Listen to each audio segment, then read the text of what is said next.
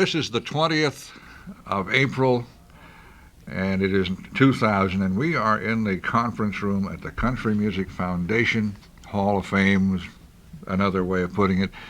And Ronnie Milsap is here, and we want to talk to Ronnie about his life and pursuant to the book.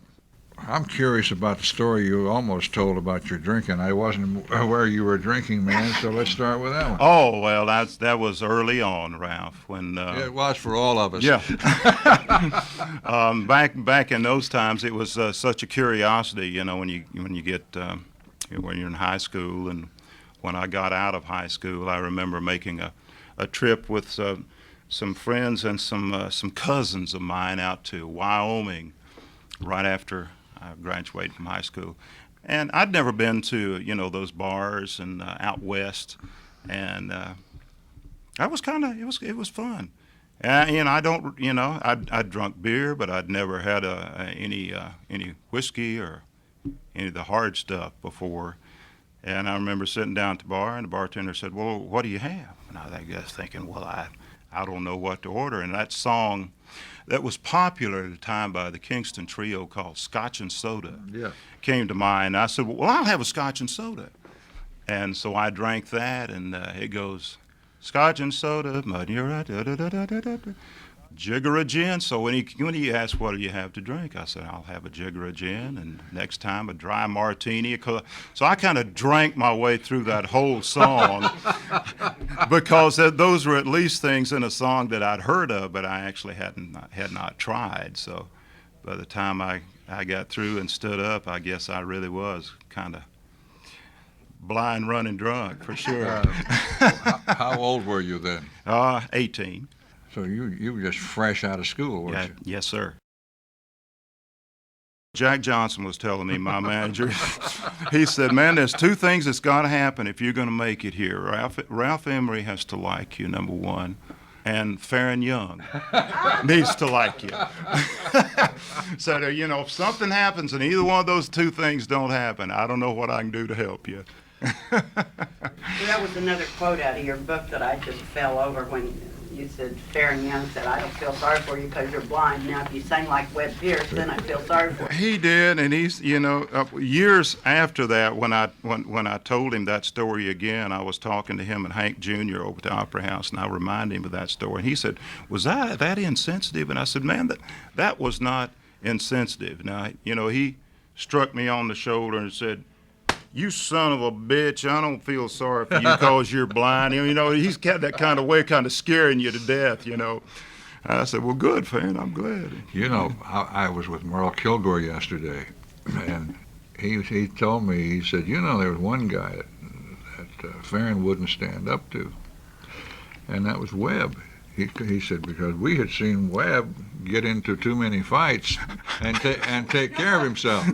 And he said, one night we were all playing cards, and Faron was cheating, and Webb looked across, he said, Faron, you do that again, I'm going to knock you through that wall. And he said, okay, Chief. But it was the wildest thing of it. You know, when I first came here, I was playing at Roger Miller's King of the Road Hotel in '73 and recording during the day with Jack Johnson and Tom Collins when we were trying to get a thing together for RCA. And Faron would come up there at night to see what was going on because a lot of the industry people were up there hanging out. And he'd walk in, and my guitar player would say, well, you know, he's got on a blue suit tonight and such and such tie. And so I would make those comments. You know, I'd say, Faron, hey, Faron, I like that blue suit you got on, or that, you know, that red tie, or make some comment about the clothes he had on. And he was always, you know, he'd get up in the middle of the floor and just scream, Milsap's not blind. See, I told you he's not blind. He's faking. He's faking. I saw him pay his band. He's faking. But I absolutely loved him, and the reference to, you know, to Webb Pierce. So many of those people got, you know, the Webb Pierce records played such a huge role to a person listening, growing up over in the Smoky Mountains like I did, and hearing all those Webb records. And then when I finally wound up moving right across the street from him, when I finally got here in town, he came over to the house and he said he wanted, for WSMV to come over and do that thing every so many days where, he was selling things at his house. Pool water and books and records, and he'd come out and sing for the for the folks that were coming by his house. And you bought that house from Ray Stevens. I sure did, yeah. And Ray, he got into it with Webb over there. Ray said he had to get out of there because those tour buses were just driving him crazy. And I said, well, they won't bother me. I don't have to see them, But Webb came over, and I said, I don't really want to do that thing with, having Channel 4 over here all the time. But, it doesn't matter to me what you sell over there. I'm a big fan of yours, and whatever you do, that's fine with me. I got Ray on the air one time, and I was kidding him about that situation. And Ray said, oh, he didn't bother me. He said, I'm going to put in a Shell station and sell him gas. I think Ray he was ready to move on. He wanted to build another house. Well, and then during that one interview you did with Willie said that Webb told him, he said, well, Ray should have known better than move across from a star. That's right. Because didn't he call it Hillbilly Hollywood over there? So, yeah. Something like that. He did pretty well down there. Was there ever a time you could see and you said yes, and described the condition of your eye? One of your eyes, you could see a little bit, you could ascertain color and so forth. Right. Did that finally go away? Yes, it did. Well, now that was when somebody slapped it away, didn't they? That's right. What happened? That's right. It was in the school in Raleigh that I mentioned. The academic standards were superb. The instruction was great. The teachers that taught us during the daytime were the best that I think that we could ever ask for. House parents was a different thing. House parents were sometimes very intolerant, and like I said, it was a different time. It was okay back then to paddle kids. It was okay to slap somebody. Although I always thought that was very cruel to. Some friends of mine who were totally blind, actually, to be slapped, and they didn't know it was coming. That's pretty brutal. But there was a house father that, that struck me, and he slapped me hard enough that I lost the vision in that left eye. And I was already in a school for the blind, Ralph. But I got to say, when there was all of a sudden total darkness. No sensation of light, none of that anymore, of being able to see color or seeing somebody's face if I was close enough to them. Even typing right down to my face, I could read my homework.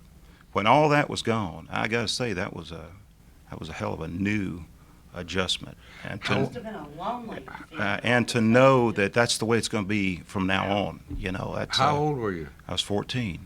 It was in March of 1957. And Patsy says that must have been a lonely time. It was a terrible time.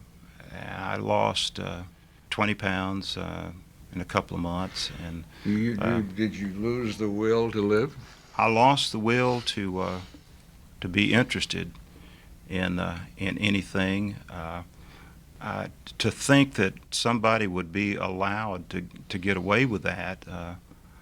My family back in the Smokies were poor. They didn't own a car. They didn't have enough money to get a lawyer to even look into that, even if that were even possible back then, the way that those times were.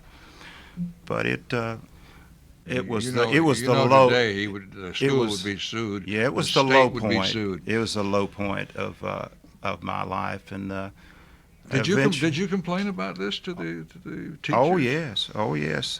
Did they ever look into it? They did. They actually took this up, and I was years later talked to a lady that I know over there that was one of the counselors at the school, and she talked about a meeting that they had to fire this person, and it had to be a unanimous decision and there was one person that, because this house parent was a wrestling coach. Of course, all this it's all moot now because this person's not alive anymore. Mm-hmm. But anyway, But in that particular meeting, they decided to keep him, and I was just appalled that something like that could happen. I went from I was 14, a pretty big boy, up to like 179 pounds, and by the time it was into the fall of the next school year, I was down to 125. So wow. I'd lost a whole lot of weight and lost basically the will to do anything. I was already, like I said, in a school for the blind, but to have any vision at all, and I still think today about even the little amount of vision that I had at that time, with magnifiers and all that is possible with computers. I would be able to do a whole lot better, with that than I do. To say that you're in total darkness, I got to say, I guess that's true. But then eventually something else happens inside of you if you can ever get through the low part of your life to where you feel like you can start to live again. What you see in your head is not total darkness. It can be kind of whatever you want it to be. It can be bright. It can be. It's kind of like saying you see something. Nothing is not black necessarily. You don't see anything out of your big toe. It's just nothing. It's not black. It's not white. It's not green or blue. But I must say, a lot of it has to do spiritually with how you develop. And as someone who's totally blind, I don't feel like that I'm in darkness, the way that I was.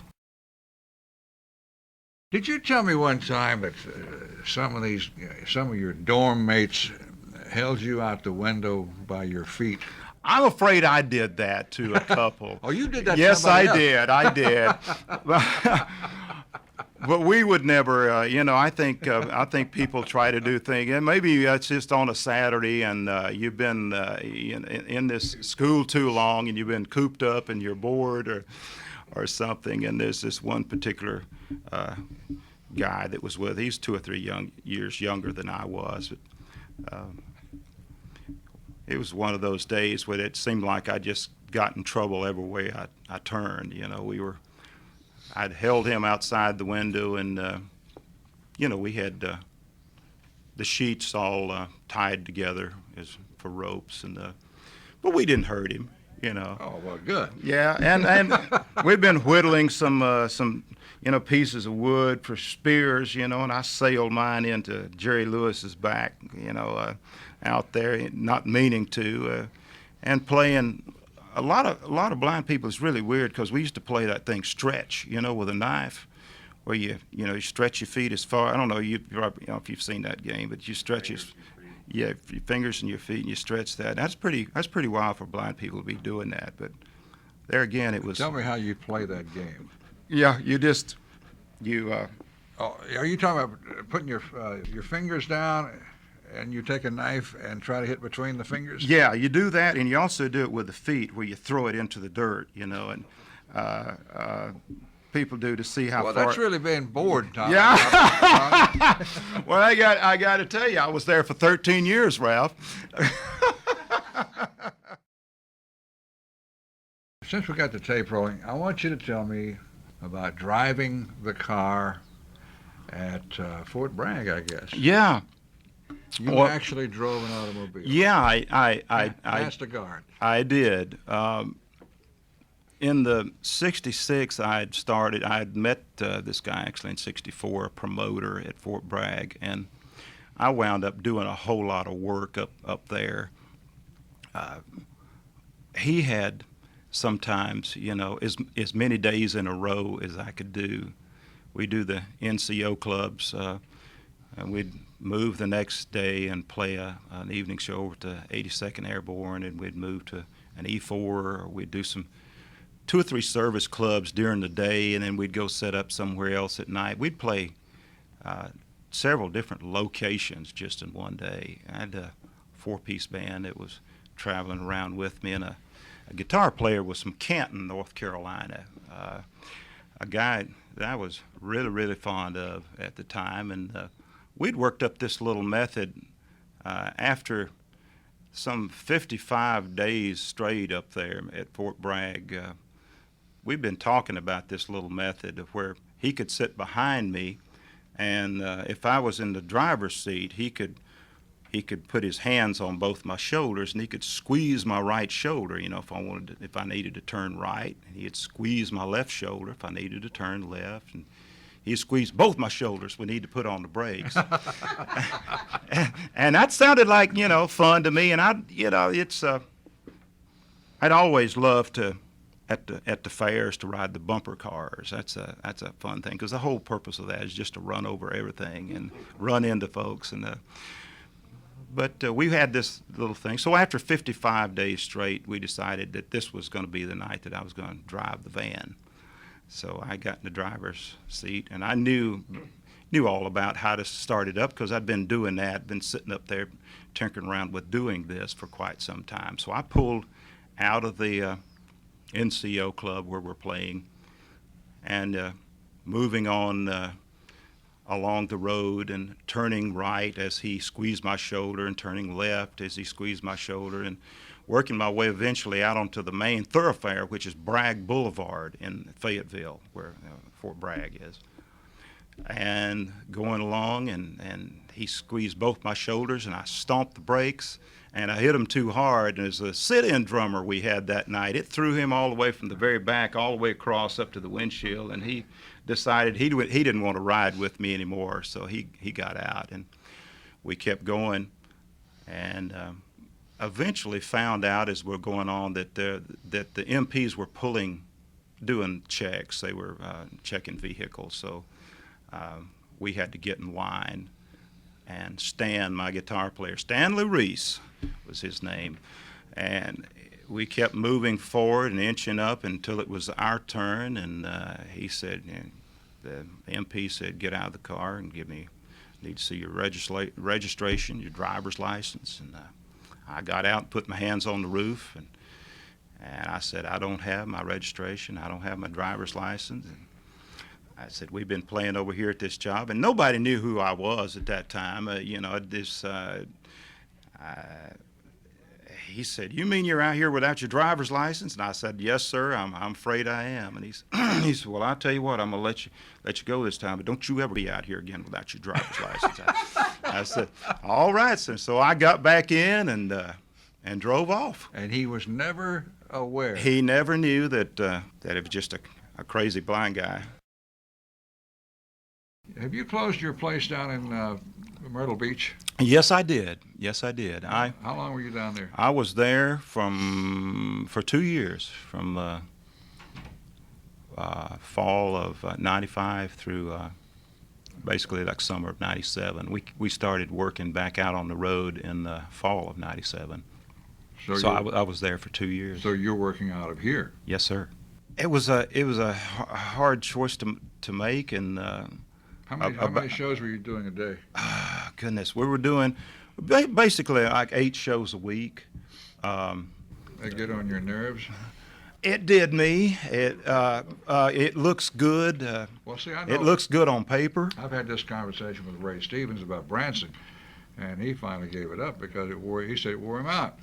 It looks great on paper, and the determining factor for me, this company built a beautiful theater, and I didn't have any money in that venture, and I'm glad that I didn't. I just, it was something, a big decision to make, to go down there and live down in Myrtle Beach for a long period of time, because if you're playing all those shows a week, you just got to move there almost. We didn't move out of our house here, but I mean, we were gone from here probably 8 or 9 months of the year. Don't you become a prisoner of the business on that basis? There were a whole lot of things on the shows in that theater that I'm really proud of, because there's things that I never probably would have gotten to do, and things on a traveling production show that I probably couldn't do, as far as setting that up from night to night, because it was the show was set there in one place. There were some really great things that happened, but it's economics, and this company, they weren't able to. There was the aquarium, there was the hotels and the restaurants and the things that were supposed to go along with this whole package never materialized the way that they hoped that they would. So contractually, I was basically through with what I was supposed to do. But more than that, it just got to where it didn't work anymore for me, and I got to almost to the point of. I could go down there and do the shows, but some of those matinee shows, I got to tell you, you figure you got into this business because you just love the music, and you had to kind of poke yourself and remind yourself of that sometimes on those matinee shows, because they were kind of hard to get through. Oh, I love those syndicated radio shows, and Ralph, my goodness, you were on a whole bunch of radio stations. I still have those shows. Oh, do you? Yes, sir. I surely do. As you know, big archiving nut as far as having a whole lot of records and tapes and radio performances and things. But making. Well, you used to bring your toys. Yes, yes, I did, and I brought the most archaic of all the Braille devices, which is called a slate and pointer. And it's a stylus and a slate, and you actually have to punch each Braille dot in one at a time. So it's certainly a long way from being high tech. But I was taking notes with this slate and pointer, this slate and stylus, and you have to punch. And why were you taking notes? I've forgotten.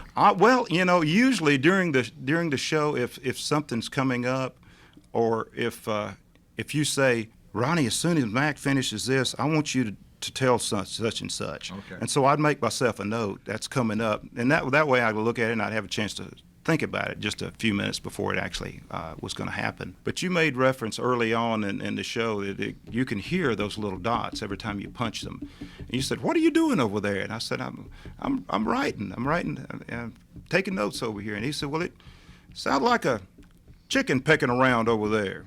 And I said, "Oh, okay," and that went on, and Ralph does five days of his shows as you're there in basically one sitting, and we do all the talk, and then they put the shows together with the music.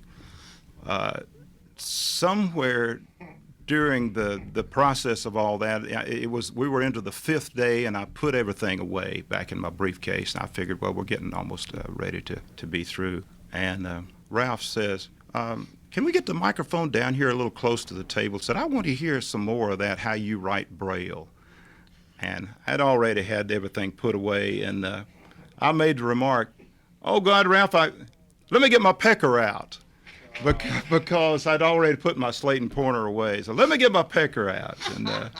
And it really went back to because he was talking about chicken pecking around is what it sounded and like. Mac so Wiseman, yeah, and Mac picture him. Wiseman, he tipped over, and he's a big guy anyway. God bless him, and it's incredible, how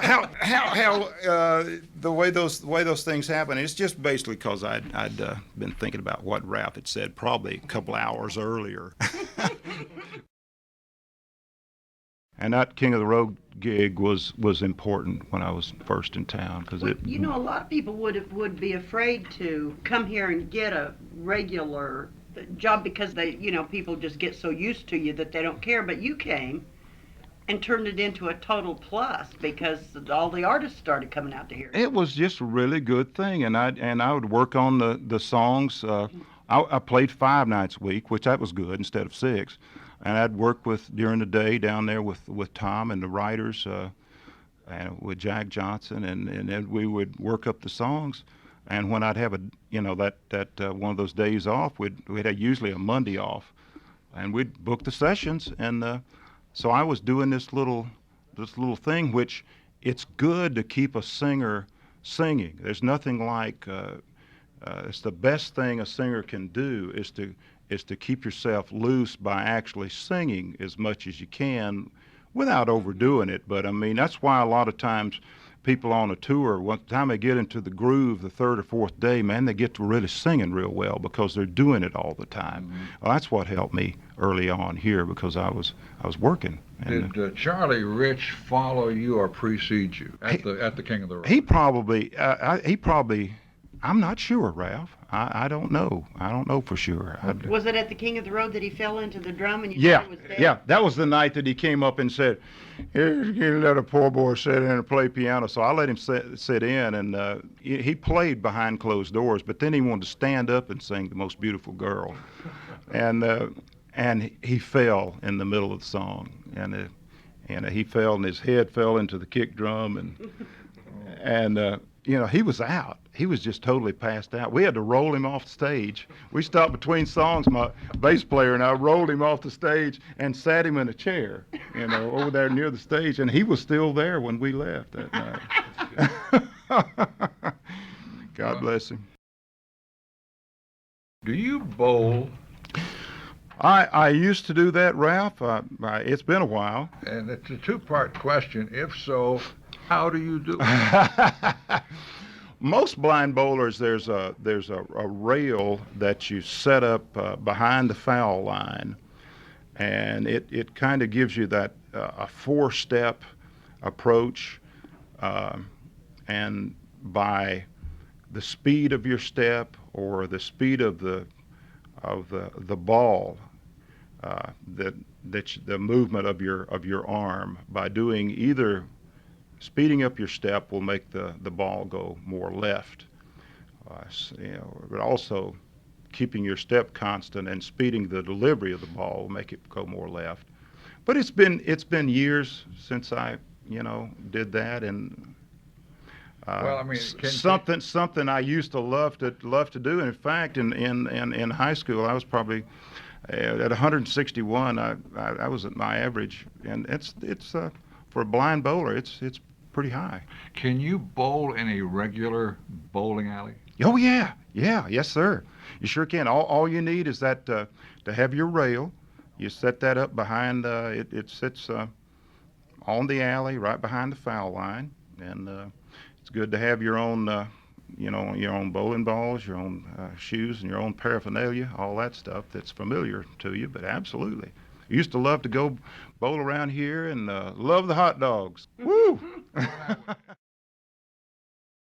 Twisting the dial over when I was in Raleigh, over to school in Raleigh, and found you on WSM. And like so many of us, when we tuned in at night, we felt that you were connected to country music so well that you knew all the ins and outs and things that most people, even here in town, didn't know. You had the inside track. We felt like also that you were a friend, somebody that we trusted, and even though I didn't get a chance to meet you till I got to Nashville, I feel like you're somebody I already knew. Thank you.